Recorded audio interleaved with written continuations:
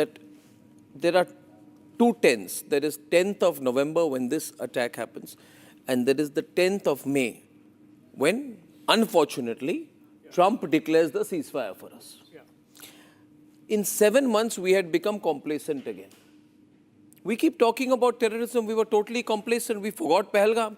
We thought life is hunky-dory, everything is fine. The first response of the Delhi police was denial. I want to embarrass the Delhi police and remind them again. Their first response was that it was a denial. There was a story put out, I don't know who, that this is a gas blast, cylinder blast. Of that sort. Cylinder blast. And I remember, if the footage can be played, please, I remember going and seeing the footage. I remember because there was this moment when even Shravan, you were getting information, Niranjan was getting information. It's a cylinder blast. And I said, this doesn't seem like that. What the hell is going on? And right? And I remember going to a corner of our newsroom, sitting in with the NLE editors, and I told the producers, can you just show me the footage, show me the footage, show me the footage. And you know, I've this years of experience of the footage saw things strewn over a half a kilometer area, to be honest, or maybe 200 meters at least. This is obviously not a cylinder blast. Obviously. And I thought there was media management, narrative management going on for the first, like you don't have instructions from the top whether to accept that it's a terror strike or not. So I realized this is complete rubbish. We didn't know about the Hyundai car, we didn't know, but there are obvious things that appear to you. First is, when has this happened? It's happened around 7 o'clock. This is peak hour. Where has it happened? It's happened near Red Fort, main interjection, Gate 1 metro station. Main red light. Right? Where the maximum entry right to opposite, Chandni Chowk. right opposite entry to Chandni Chowk, Right about opposite the main 100 meters away from where the Prime Minister Fort, addresses the nation. Straight line, right? And so many people affected, such a wide area. And then we get all the clips which start coming. That's when you decided to send us, leave our shows from the studio. I asked you was to in the go. middle of I asked all of you to go. Yes. I asked We all rushed. of you to go, but that's another 45 minutes. By the time you reached, these were the visuals which were on air. I said to myself, no, this is very big.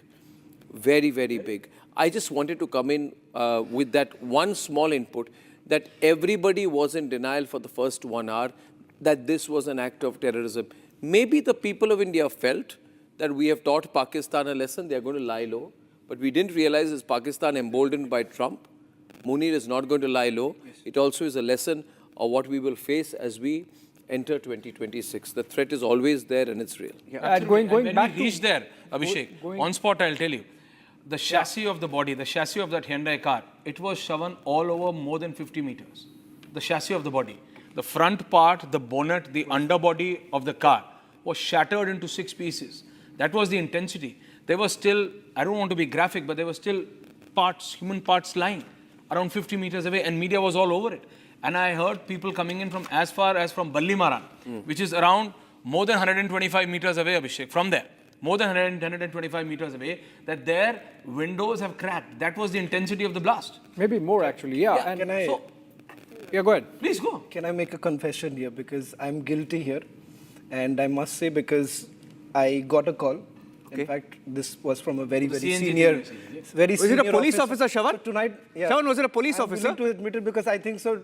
You know, the brickbats that I received. That was part of the plan for them. And maybe. I think so. The officer. Mentioned, you know, I'm going to take this clip. I'm going to take this was initial media management for them. Dare you do this once again because it was embarrassing for me. He's not saying that I went to him. I might as well share. I went to Niranjan and a very enthusiastic Shravan, enthusiastically breaking the news of sources telling them it could have been a cylinder blast. And I remember blasting both of them. And I said that what the hell is this? Go and see the footage. To be fair to them, they both went, saw the footage, and I think all our experience tells us not. But you know, the bottom line is, Shravan, we had let down our guard. Yes. And I happened to go to the same place, Chandni Chowk, stand in the same place, right outside gate number 1 metro station, just about 8-9 days back. And I just looked around left and right, and I realized only one thing: the vulnerability is there. You can't do even now. About it. Yeah, I mean, you can't. In fact, Shravan, now that's where you go back to the reporting part of that moment. You know, there was this news break that came in just a few days before the terror attack at the Red Fort from Srinagar, where they bust a ring which was putting out posters, right, in Srinagar about threatening those who stand with India and Indian forces. Yeah. And the person who was caught in that CCTV footage is the person who was the suicide bomber in the Red Fort terror attack. The police was close on the heels of these people. So in a way, the tragedy could have been bigger. Yeah.